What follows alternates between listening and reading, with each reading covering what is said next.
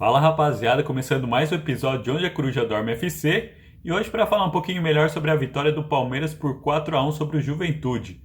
Uma vitória extremamente importante porque era um jogo que inicialmente preocupava bastante porque o Palmeiras teria que jogar muito desfalcado. O Palmeiras perdeu bastante jogadores para a questão da data FIFA, né, que estavam representando as suas seleções, e além disso perdeu o Vitor Roque, que era um dos principais artilheiros, por uma questão de cartão amarelo. Então era o Palmeiras que vinha totalmente modificado, vinha com inúmeros desfalques, e nós achamos que realmente nós teríamos muita dificuldade em ganhar esse jogo, porque era um jogo importante justamente para o Palmeiras se consolidar na liderança. Mas não foi o que ocorreu. Nós tivemos um Palmeiras que desde o início pressionava bastante, pressionava no campo do adversário.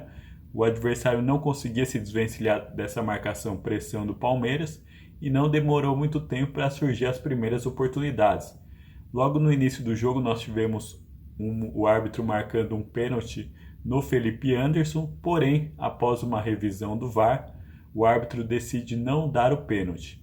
Depois de toda aquela polêmica que nós tivemos em relação à arbitragem no jogo contra o São Paulo, eu só espero que os árbitros não se deixem influenciar por conta disso. Eu creio que o que ocorreu contra o São Paulo é um assunto que deve ficar ali, uma vez que todos os árbitros erram. Já houve erros que beneficiaram e prejudicaram praticamente todas as equipes desse campeonato.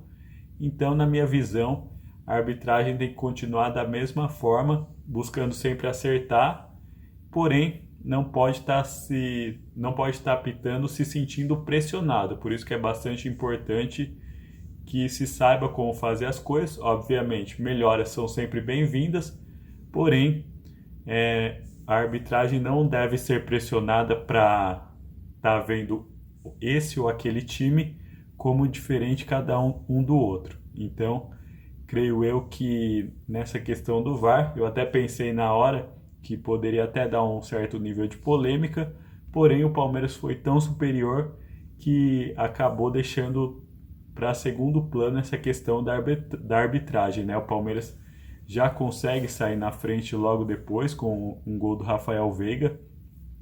Rafael Veiga que de pouco em pouco vai melhorando e vai mostrando a sua melhor forma. Então é um Palmeiras que, a partir do primeiro gol, que já estava dominando, domina totalmente, porque nós percebemos um Juventude que não tinha saída de bola, não tinha uma marcação que estava ajustada com o Palmeiras, não sabia marcar direito o Palmeiras e não demorou também para sair o segundo gol. E o segundo gol, um gol muito especial, que é um gol do Bruno Rodrigues. O Bruno Rodrigues que teve muitos problemas com o Palmeiras, se contundiu 2 vezes seguidas, ficou um tempo muito grande fora. Realmente, para um jogador de futebol que está no auge da sua carreira como profissional, é muito difícil, é um grande desafio você ficar tanto tempo fora, você ficar tanto tempo sem jogar, sem fazer aquilo que você mais gosta. Então, creio eu que foi um grande alívio esse gol do Bruno Rodrigues. Obviamente ele contou também com um auxílio do goleiro do Juventude. O goleiro do Juventude que logo no início do jogo ele acusou uma luxação no dedo. Então eu não sei até que ponto que essa luxação acabou prejudicando ele na hora de executar esse movimento de defesa. Porém, de toda forma, o Bruno Rodrigues foi lá e marcou seu primeiro gol em muito tempo. O último gol dele tinha sido no Cruzeiro. Então é um gol importantíssimo para que até seja uma volta por cima na carreira dele, para que ele possa recomeçar depois de tantos problemas com contusão. Nisso acaba o primeiro tempo, o Palmeiras vai com uma vantagem bastante confortável e mais que uma vantagem confortável, o Palmeiras vai jogando um bom futebol. No segundo tempo, não demora muito, o Palmeiras já consegue marcar o seu terceiro gol. E é um gol bastante interessante porque foi o Bruno Fux que fez, né? O Bruno Fux, que é zagueiro, ele vai, se arrisca na área, ele sobe, sai do seu da zaga, né? Que é a sua posição natural, e vai lá para frente para conseguir marcar o seu gol. seu primeiro gol com a camisa do Palmeiras depois de uma grande assistência do Rafael Veiga. Então, hoje o Bruno Fux realmente foi muito bem. Ele fez tanto bem a função de zagueiro, como ainda auxiliou no ataque para fazer esse terceiro gol da equipe do Palmeiras. E não parou por aí. O Palmeiras, pouco tempo depois, ainda faria o seu quarto gol com o Felipe Anderson. Felipe Anderson, que é outro jogador que também se encaixou.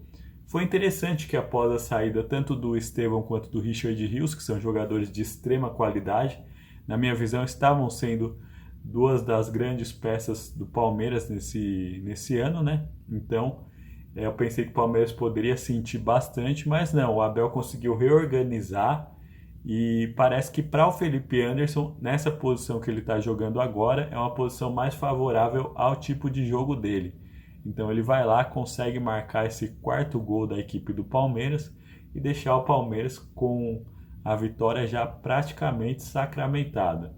Nós ainda tivemos um gol do Juventude, né? O Juventude foi lá e descontou, mas nada que atrapalhasse muito a vitória do Palmeiras e essa liderança cada vez mais consolidada e isolada. O Palmeiras, no dia de hoje, ele abriu 3 pontos para a equipe do Flamengo, então é uma vantagem muito boa, sendo que o Palmeiras ainda tem 2 vitórias a mais, que é um critério de desempate, caso as duas equipes empatem em pontuação.